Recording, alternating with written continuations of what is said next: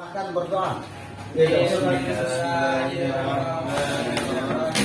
Allahumma inna nas'aluka bika an tusalli wa tusallim ala sayyidina Muhammadin wa ala sa'iril anbiya'i wal mursalin wa ala alihi wa sahbihi ajma'in wa la tu'akhir rahmatal wa rahmatal bayanati bi qur'anina ila yaumiddin wa la tansurna wa taftah alaina wa tarzuqna wa tahfadna wa taghfir lana wa li jami'il muslimin ya Allah ya hayyu ya qayyum la ilaha illa anta La ilaha illa anta subhanaka inna kunna minadh dhalimin. La ilaha illa anta wa la hawla wa la quwwata illa billahil aliyyil azim.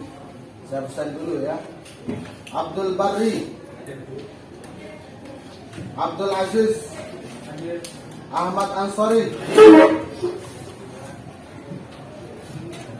Ahmad Nasrullah,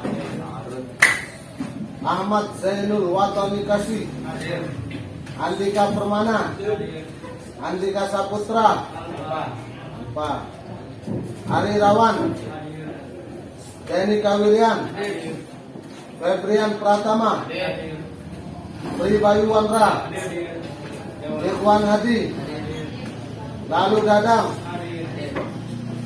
lalu Alfandi, lalu Henry Hisbi, lalu Ilham Ramadhani, lalu Muhayyin Haikal, Muhammad Arif Rahman Hadir, Muhammad Hilmi Syaukani, Muhammad Ikhwanul Muslimin, Miftahul Rizki, Sa'aduddin Maulana, Masruruddin, Rahmanto, Adrian Muttaqin, Salahuddin, Zainul Muhsinin, Hikam Al-Mujaddid, Sulhan Khairi, Wahyu Ramdhani, Rifaldi, Rizki Zulka Majdi, Sandi Rawan, Sri Dana, Taufik Hidayat, Zainul Majdi, Zikrol Hakim Akbar. Bismillahirrahmanirrahim. Bismillah wa bihamdihi. Assalamualaikum warahmatullahi wabarakatuh. Waalaikumsalam warahmatullahi wabarakatuh. Alhamdulillahi rabbil alamin. Wassalatu wassalamu ala asrafil anbiya'i wal mursalin wa ala alihi wa sahbihi ajma'in, amma ba'd. Segala puji bagi Allah Subhanahu wa taala yang telah memberikan nikmat sehat, nikmat kesempatan, wabil khusus nikmat iman dan nikmat Islam. Dan semoga Allah Subhanahu wa taala senantiasa memberikan hidayah dan taufiknya kepada kita semua sehingga kita tetap dalam ketaatan kepadanya. Salawat serta salam semoga tetap tercurahkan kepada junjungan alam Nabi besar Muhammad sallallahu alaihi wasallam. Begitu juga kepada keluarga, sahabat dan semua pengikut beliau yang beriman, dan semoga di akhirat kelak kita memperoleh syafaat baginda Rasulullah sallallahu alaihi wasallam. Amin ya rabbal alamin. Jadi pada pertemuan kali ini materi kita tentang tarjih, di mana materi tarjih ini dia berkaitan dengan materi sebelumnya, yaitu ta'arruf al-adillah. Karena materi tarjih ini adalah bagian dari metode penyelesaian ta'arruf al-adillah. Di mana yang dimaksud dengan ta'arruf al-adillah adalah kontradiksi antara dua dalil atau lebih. Maka salah satu penyelesaian dari kontradiksinya dalil tersebut adalah dengan metode tarjih. Ada yang pernah baca apa itu pengertian tarjih? Mata arif tarjih. Coba satu tangan, irfa yadan. Tarjih adalah menguatkan antara dua dalil yang dimana dalil itu sama dan memperkuat gitu kan. Itu yang perlu saya bacakan. Dua dalil diperkuat. Ada lagi yang lain? Yang lain? Mengunggulkan dua dalil mengunggulkan satu dalil dari dua dalil yang berbeda. Nah, mengunggulkan salah satu dari dua dalil yang levelnya sama. Ini tarjih ya. Jadi dalil itu apabila terjadi kontradiksi antara dua dalil dengan cara metode al-jam'u wa taufiq sudah tidak bisa dilakukan, artinya mengkompromikan dua dalil tidak bisa. Kemudian metode berikutnya adalah dengan memilih salah satu dalil dari yang kontradiksi tersebut, yaitu dengan cara tarjih. Tarjih itu sendiri bentuk masdar, dia bentuk masdar dari kalimat rajjaha yurajjihu tarjihan, yang artinya memenangkan atau mengunggulkan salah satu dari dua dalil. Memenangkan, mengunggulkan, ini arti tarjih ya, itu arti tarjih. Sedangkan mentarjih dalil ini adalah apabila terjadi kontradiksi antara dua dalil, dua nas, atau antara nas dengan hadis, maka akan diselesaikan dengan cara ditarjih. Dilihat kelebihan salah satu dari dua dalil itu, karena tidak bisa diamalkan secara bersamaan. Apabila dalil itu tidak bisa diamalkan secara bersamaan, maka dilakukanlah tarjih. Itu tarjih ya.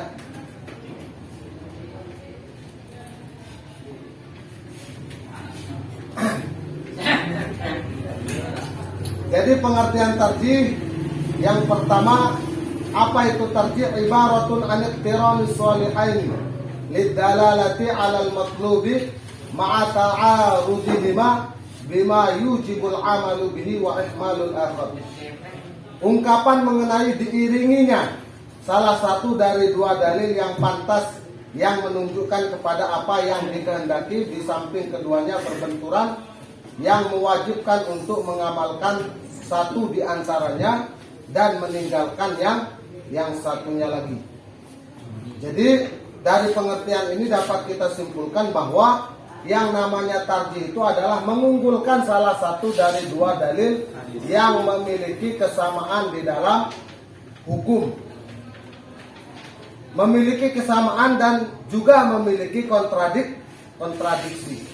Artinya di satu sisi dia ada persamaannya, dengan artinya sama-sama membicarakan hukum yang satu.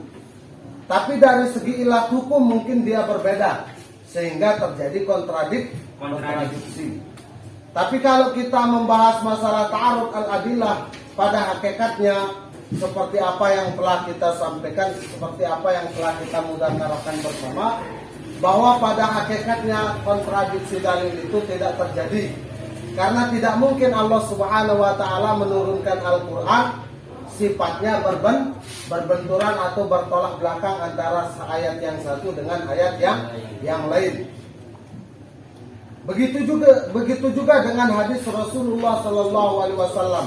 Karena pada hakikatnya hadis itu juga merupakan wahyu, bersumber dari Allah Subhanahu wa taala.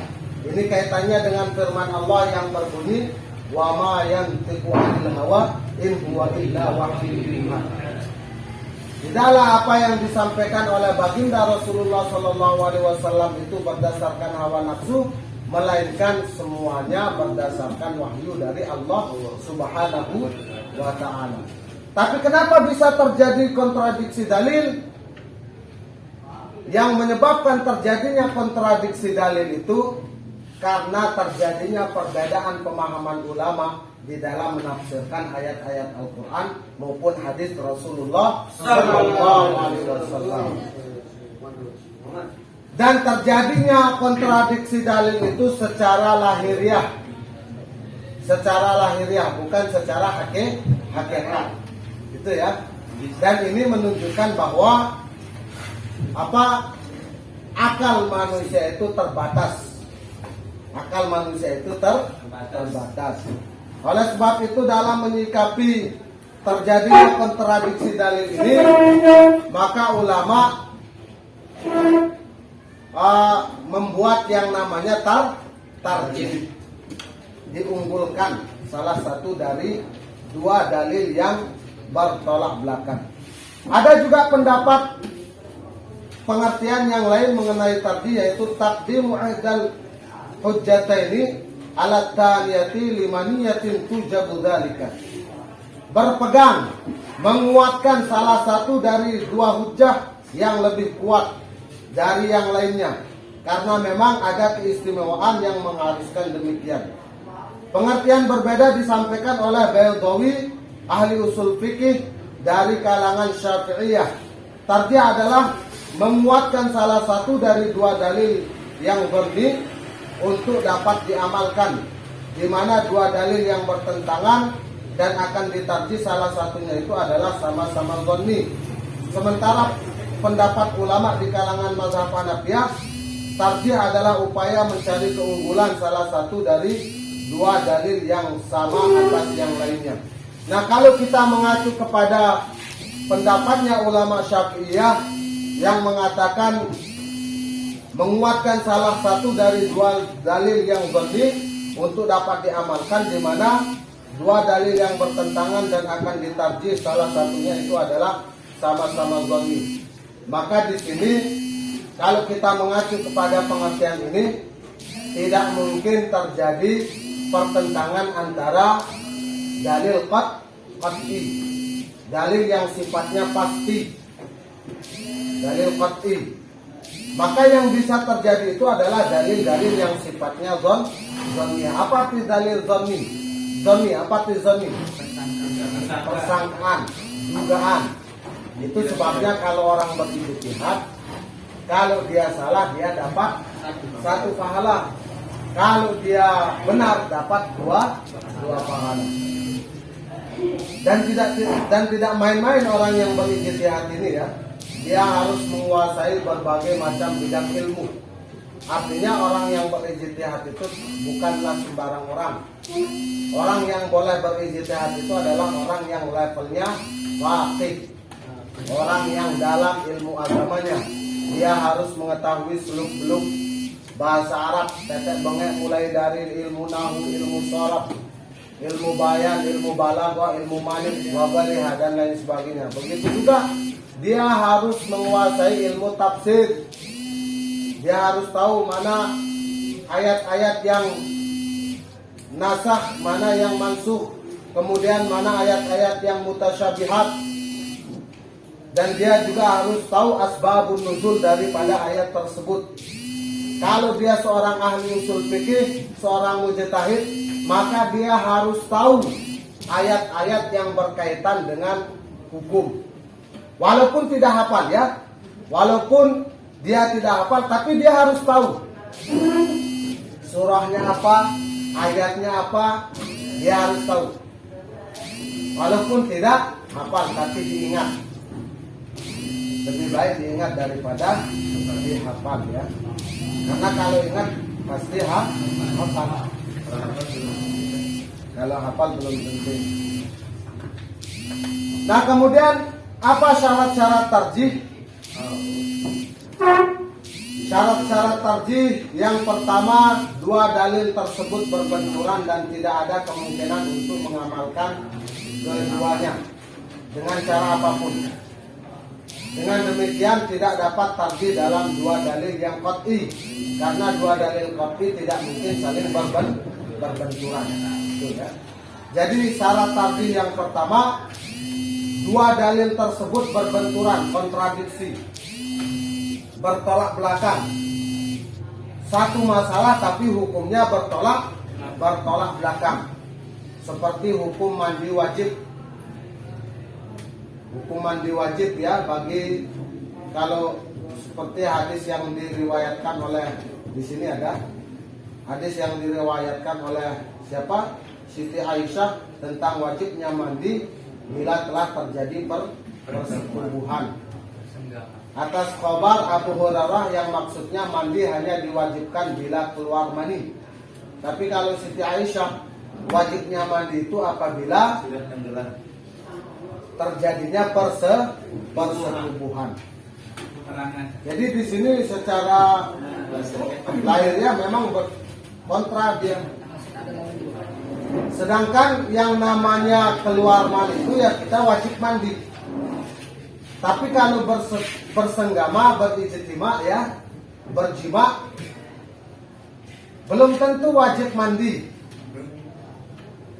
Kalau tidak keluar mani dan tidak bertemunya dua khitanain. Tahu dua khitanain?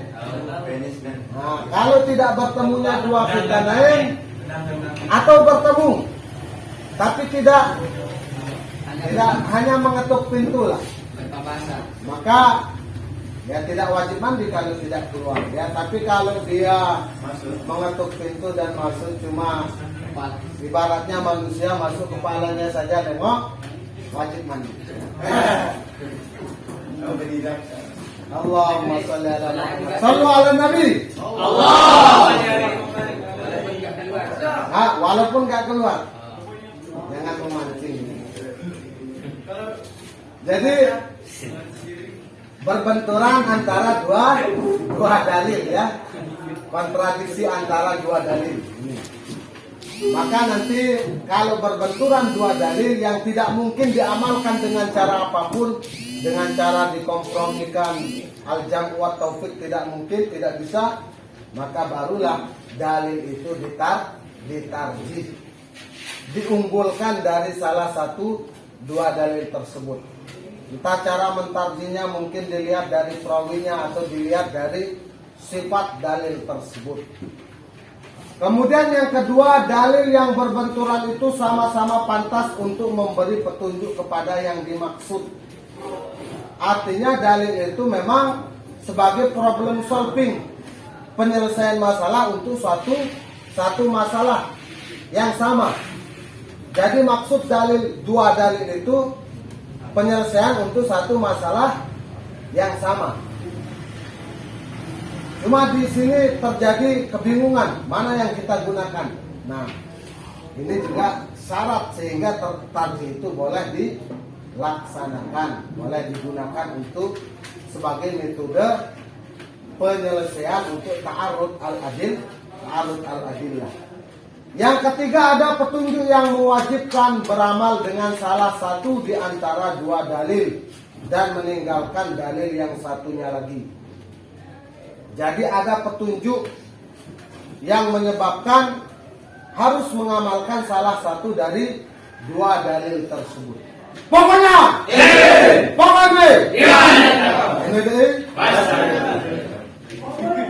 jadi hukum mengamalkan dalil yang rajih adalah wajib, sedangkan mengamalkan dalil yang marjuh di samping adanya dalil yang rajih tidak dibenarkan. Maksudnya di sini adalah mengamalkan dalil yang rajih itu dalil yang sudah ditarjih, salah satu dari dua dalil yang dianggap rajih yang dimenangkan itu wajib mengamalkannya. Sedangkan dalil yang marjuh yang tidak dimenangkan, yang tidak dimenangkan ya, itu tidak dibenarkan. Yang rajih itu yang menang ya, rajih yang dimenangkan. Dalil yang menunjukkan wajibnya beramal dengan dalil yang rajih itu adalah apa yang dinukil dan diketahui dari ijma'. Ijma' ini apa ijma'? Pendapatnya para ulama, pendapatnya para sahabat Rasulullah SAW. Pada bab ijma' ini juga terjadi perbedaan pendapat. Ijma' yang boleh digunakan itu ada ulama yang berpendapat ijma' yang boleh digunakan itu adalah ijma'nya para sahabat Rasulullah SAW. Tapi ada juga sebagian pendapat yang mengatakan boleh menggunakan ijma'nya Ahlul Bait. Ahlul Bait itu siapa? Keturunannya Rasulullah SAW. Bahkan boleh juga menggunakan ijma'nya Ahlul Madinah atau ijma'nya Ahlul Makkah wa ghairiha. Ijma' Ahlul Makkah artinya ijma'nya para ulama Makkah. Kalau ijma' Ahlul Madinah, ijma'nya para ulama Madinah. Ijma' para apa? Ulama Madinah. Ini ijma' kita lari ke sana kemari. Ya enggak apa-apa. Diketahui dari ijma sahabat dan ulama salaf dalam beberapa kasus berbeda yang mewajibkan mendahulukan dalil rajih dari dua dalil yang dhanni. Umpamanya mendahulukan kabar dari Aisyah tentang wajibnya mandi bila telah terjadi persetubuhan atas kabar Abu Hurairah yang maksudnya mandi hanya diwajibkan bila keluar mani. Contoh lainnya adalah apa yang diriwayatkan dari Nabi bahwa beliau dalam keadaan junub waktu subuh padahal beliau sedang berpuasa. Dikuatkan atas hadis yang diriwayatkan dari Abu Hurairah yang mengatakan bahwa siapa yang junub waktu subuh dalam keadaan berpuasa tidak sah puasanya. Kekuatan kabar yang disampaikan oleh Aisyah ini adalah karena beliau lebih tahu tentang kejadian tersebut. Berarti kan yang menjadi penguat tadi itu adalah perawi daripada hadis tersebut. Kenapa hadis yang diriwayatkan oleh Siti Aisyah itu dimenangkan daripada hadis yang diriwayatkan oleh Abu Hurairah, sahabat Abu Hurairah? Karena Siti Aisyah hidup bersama Rasulullah Sallallahu Alaihi Wasallam, dan Siti Aisyah lebih mengetahui keadaan apa yang terjadi dibandingkan dengan sahabat Abu Hurairah.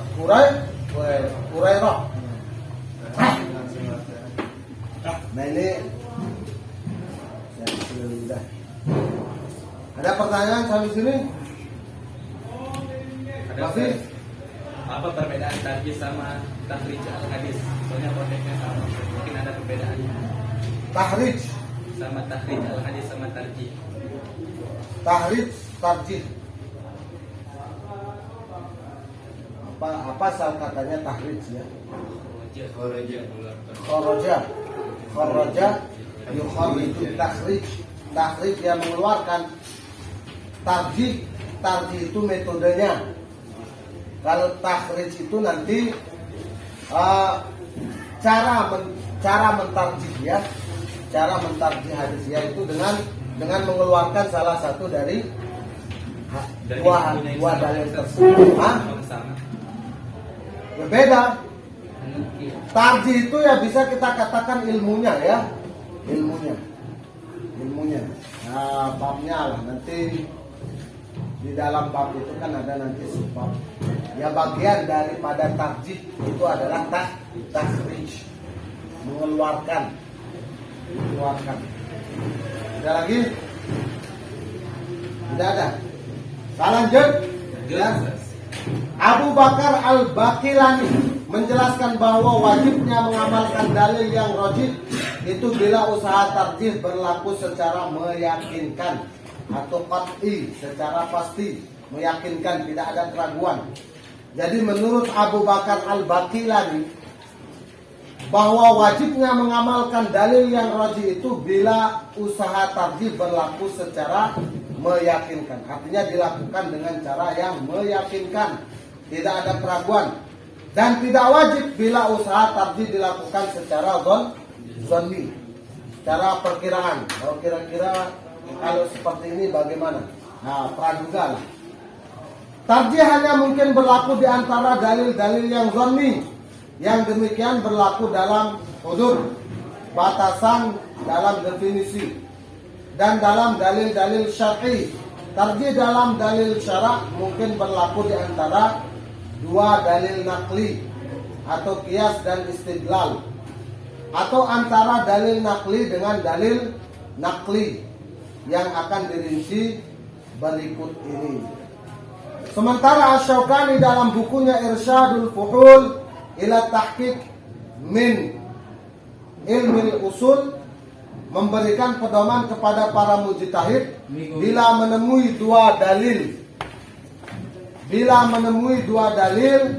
yang dianggap kontradiktif, yang eksekusinya dilakukan melalui pilihan tarjih, yaitu dengan syarat-syarat sebagai berikut. Jadi menurut Imam Syaukani ada pedoman atau syarat-syarat melakukan tarjih sebagai berikut. Yang pertama, dalil-dalil itu sama-sama dalam ketetapan atau subutnya. Dalil-dalil itu sama dalam ketetapan atau subutnya, sehingga karena itu tidak ada pertentangan yang mengharuskan tarjih antara Al-Quran dengan hadis.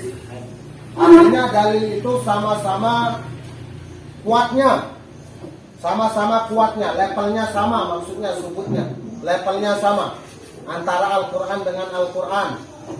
Kalau antara Al-Quran dengan hadis, ya sudah barang tentu yang dimenangkan adalah Al-Quranul Karim. Karena sumber hukum pertama kita adalah Al-Quran, dan sumber hukum kedua adalah hadis. Jadi itu maksudnya ya, dalil-dalil itu sama dalam ketetapan subutnya, sehingga karena itu tidak ada pertentangan yang mengharuskan tarjih antara Al-Quran dengan hadis Rasulullah atau hadis ahad. Yang kedua, dalil-dalil yang bertentangan itu sama-sama memiliki kekuatan dari sisi hukumnya. Dari sisi hukumnya sama ya, dari segi dalalahnya sama-sama memiliki kekuatan. Dari segi nas, dia sama-sama, artinya dia sama-sama, kalau dia ayat ya sama-sama ayat, kalau dia hadis ya sama-sama hadis, kalau dia qiyas ya sama-sama qiyas. Ketiga, hukum permasalahan harus sama serta bersamaan pula waktu, objek, dan seginya. Oleh karena itu tidak bisa dianggap ada pertentangan sehingga harus dilakukan tarjih. Misalnya antara larangan berjual beli waktu azan dengan kebolehan berjual beli di luar waktu azan. Jadi hukum permasalahan yang ditarjih itu harus sama, tidak boleh tidak sama. Karena kalau hukumnya tidak sama ya tidak butuh tarjih, karena dalilnya sudah barang tentu tidak kontradiktif. Tapi baru kontradiktif apabila dalil itu bertentangan dengan satu hukum, satu permasalahan yang sama dengan dua dalil yang berbeda, tapi membicarakan masalah tersebut. Nah, pembagian tarjih, nanti tarjih ini ada tarjih bainan nusus, yang kedua ada tarjih bainal qiyas. Ada tarjih bainan nusus, yaitu tarjih bainan nusus itu tarjih mengumpulkan salah satu nas baik Al-Quran atau hadis yang bertentangan. Ini. Kemudian tarjih bainal qiyas yaitu mengunggulkan salah satu nas baik Al-Quran atau hadis. Ya kalau Al-Quran dengan Al-Quran, kalau hadis ya hadis dengan hadis. Seperti yang tadi, tidak mungkin kontradiktif antara ayat Al-Quran dengan hadis. Kalaupun kontradiktif, sudah barang tentu yang dimenangkan itu adalah Al-Quran, tidak mungkin dimenangkan hadis. Walaupun hadis itu sifatnya sahih ya, derajatnya sahih. Kemudian tarjih bainal qiyas, bainal aqisah. Ini bentuk jamak daripada qiyas. Mengumpulkan salah satu qiyas yang bertentangan. Ketiga, tarjih bainan nafsin wal qiyas. Tarjih bainan nusuh wal qiyas. Bainan nusus wal qiyas, yaitu tarjih antara nas dengan qiyas yang bertentangan. Nah, apa saja bentuk tarjih? Bagaimana langkah-langkah melakukan tarjih? Munculnya usaha tarjih ini karena adanya perlawanan di antara dalil-dalil hukum yang akan dijadikan hujah atau alasan dalam menetapkan hukum. Setelah ditemukan dalil yang terkuat, maka dijadikan pegangan dalam mengamalkan hukum Islam.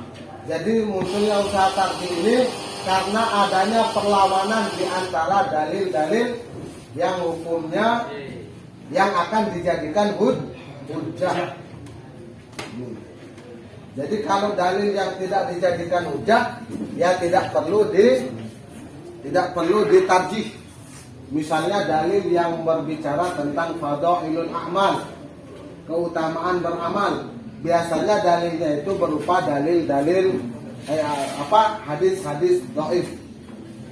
Hadis dhaif. Tapi kalau Imam Ahmad bin Hanbal beliau lebih mengutamakan hadis Nabi daripada qaulur rijal. Ini Imam Ahmad bin Hanbal. Pokoknya pokoknya Iman dan takwa. ini di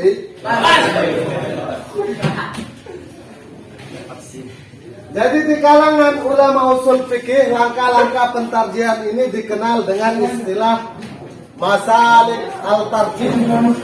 Dikenal dengan masalik al-tarjih. Yaitu langkah-langkah masalik itu salik, salaka, salik, perjalanan. Ya. Langkah-langkah pentarjihan ini menurut Muhammad Abu Zahrah, salah seorang pakar usul fikih, dapat dibedakan kepada dua macam, yaitu pertama tarjih terhadap dalil-dalil nas yang masih berlawanan, dan kedua tarjih kepada qiyas. Pertama, tarjih antara dalil nas. Tarjih terhadap dalil-dalil ini pada dasarnya berkaitan dengan dalalah nas itu sendiri. Adapun langkah-langkah yang ditempuh sebagaimana dijelaskan oleh Abdul Karim Zaidan adalah sebagai berikut. Jika terjadi perlawanan antara an-nas dan al-zahir, maka yang diutamakan adalah an-nas. Sebab an-nas itu dilihat dari segi dalalahnya lebih kuat dari al-zahir. Yarja'un nassu yurajji'un nassu ala zahir. Ini kaedahnya. Yurajji'un nassu ala zahir, dimenangkan nas daripada yang zahir. Misalnya Al-Quran, dalam Al-Quran disebutkan, Quran surah An-Nisa ayat 24, wal muhsanatu minan nisa'i illa ma malakat aymanukum kitaballahi alaikum wa uhilla lakum ma wara'a dzalikum an tabtagu bi amwalikum muhsinina ghairu musafihin famastamta'tum bihi minhunna fa'tuhunna ujurahunna fariidah wala junaha 'alaikum fima taradaitum bihi min ba'dil fariidah innallaha kana 'aliman hakiman. Dihalalkan bagi kamu menikahi wanita selain yang demikian. Wa uhilla lakum ma wara'a dzalikum. Ini yang digaris bawahi ya. Dihalalkan bagi kamu menikahi wanita selain yang demikian. Maksudnya yang dihalalkan itu adalah wanita-wanita yang bukan mahram, yang tersebut dalam ayat sebelumnya. Mahram itu artinya orang yang haram kita nikahi. Siapa saja itu? Ibu, bibi dari ibu maupun dari bapak, saudara, saudara kandung ataupun saudara tiri, dan saudara sesusuan, nenek dari pihak ayah ataupun dari pihak ibu. Kalau saudara sepupu halal, ya. Saudara pisah itu halal. Baik dari perempuan atau yang laki, boleh. Atau saudara, kalau bahasa Pancor itu semeton pendek, saudara sepertemuan. Maksudnya saudara sepertemuan itu ketika dua orang menikah, si fulan dan si fulanah. Si fulan ini memiliki anak laki-laki dari istrinya yang pertama, dan si fulanah juga memiliki anak perempuan dari suaminya yang pertama. Mereka menikah. Maka dua anaknya ini tidak memiliki hubungan darah. Boleh nggak dia menikah? Halal. Boleh. Ini terjadi di Lombok, ada nggak terjadi? Ada. Teman saya, kakak kelas saya ya, di Lendang Duri, peninggal bapaknya mereka menikah supaya hubungan kekeluargaannya tidak terputus. Itu mungkin alasannya ada mungkin. Tapi boleh ya. Boleh menikah dengan semeton pendait atau saudara sepertemuan lah kita katakan. Boleh. Asalkan jangan saudara sesusuan. Sama-sama menyusu pada ibu yang sama. Tidak boleh ya. Dilihat dari segi zahirnya ayat, maka dalalahnya seperti disebutkan oleh Abdul Karim Saidan adalah menikahi lebih dari 4 orang yang termasuk mahram. Akan tetapi dalalah zahir nas seperti ini berlawanan dengan ayat yang lain, yaitu wa in khiftum alla tuqsitu fil yatama fankihu ma taba lakum minan nisa matna wa thulatha wa ruba'. Fa in khiftum alla ta'dilu fawahidatan aw ma malakat aymanukum dzalika adna alla ta'dilu. Jadi kalau ayat yang pertama katanya ini dan dilihat dari segi dalalahnya, maka boleh menikahi lebih dari 4 wanita yang bukan mahram. Tapi ada ayat berikutnya yang mengatakan menikah itu dengan 4 orang wanita dengan syarat harus adil. Syaratnya apa? Adil. Harus adil. Adil dari segi zahir maupun adil dari segi batin. Kalau tidak mampu adil, ya cukup 1 saja. Cukup 1. Itu ya. Maka ayat ini merupakan ayat yang mengharamkan kawin lebih dari 4 orang dalam waktu yang bersamaan atau memadu. Begitu juga tidak boleh menikahi saudara kandung. Memadu 2 saudara kandung. Tidak boleh dinikahi dalam waktu bersamaan. Kalau mau menikahinya ya ceraikan dulu yang 1 baru boleh dinikahi. Tapi ingat yang namanya tolak ini adalah perbuatan yang dihalalkan Allah.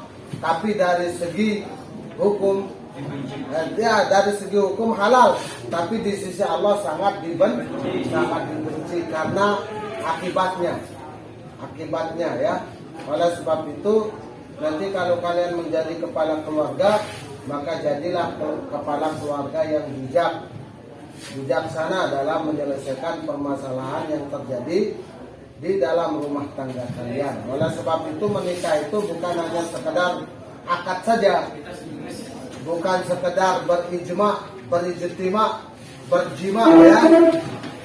Tapi menikah itu lebih dari itu adalah bagaimana kita mampu menyiapkan mental dengan baik sehingga terjadi permasalahan bisa kita selesaikan dengan cara yang baik pula. Harus kuat mental. Ketika istri bawa api ya kita bawa air. Artinya bawa api ketika istri marah.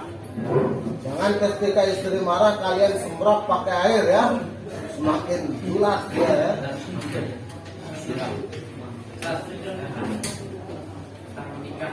Oh ya. Ingat, seandainya ada suami istri, kemudian suaminya ini nikah siri tanpa sepengetahuan istrinya, kan nikahnya itu sah sudah sah karena siri.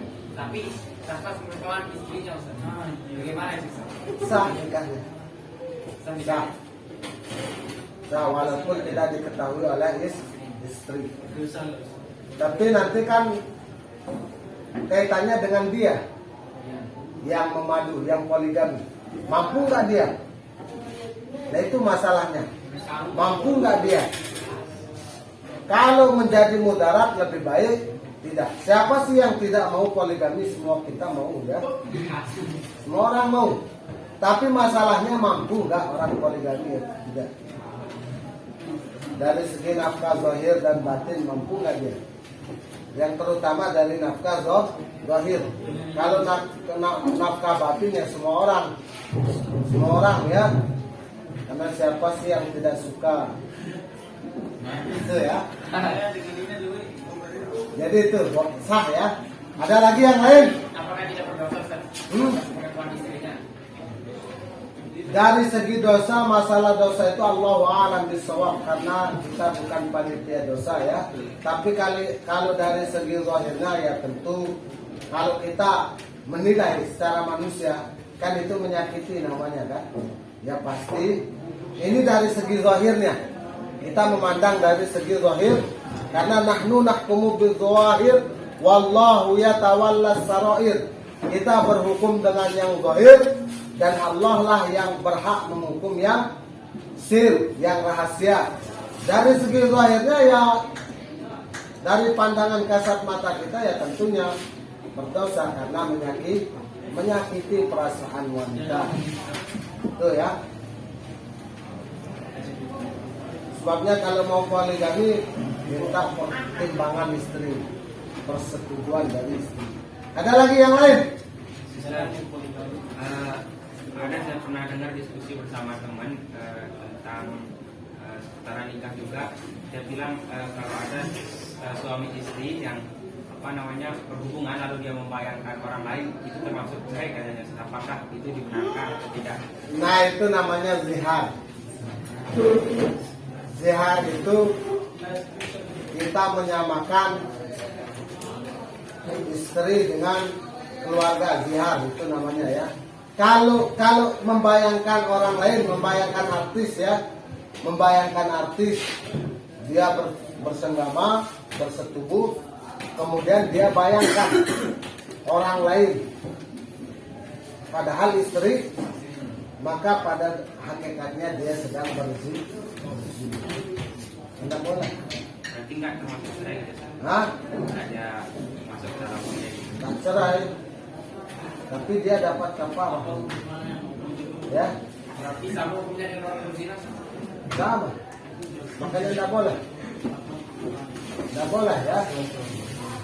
Tidak boleh membayangkan orang lain ketika sedang berhubungan, kemudian kalian bayangkan misalnya Luna Maya ya. Ya tidak boleh. Jadi kita menikah itu karena ada rasa. Walaupun tidak ada rasa, kalau sudah bersama pasti ada rasa. Ya, walaupun tidak ada cinta. Tapi kalau sudah bersama pasti ada rasa. Dan yang namanya suami istri itu tidak ada yang sempurna. Kita menikah itu supaya mampu saling menerima, saling melengkapi kekurangan suami dengan kekurangan istri. Tidak ada pertanyaan. Ayo anak tapi bihadzal qadar barakatan wa kifayatan wa insyaallah sanataqiq waqtan akhar. Wallahu muwaffiq wa la ilaha illa huwa. Wassalamu alaikum warahmatullahi wabarakatuh.